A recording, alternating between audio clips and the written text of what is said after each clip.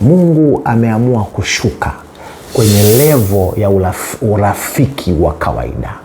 Wale wote ambao wamemfanya Mungu rafiki yao wanapata enjoyment na furaha na raha za kumwabudu Mungu.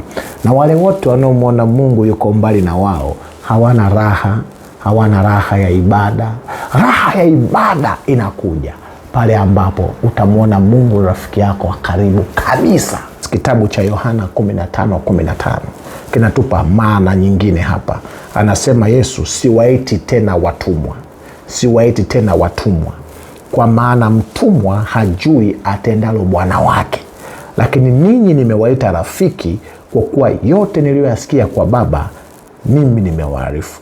Uhusiano mkubwa kati ya mwanadamu na Mungu sio mtu na mtoto wake.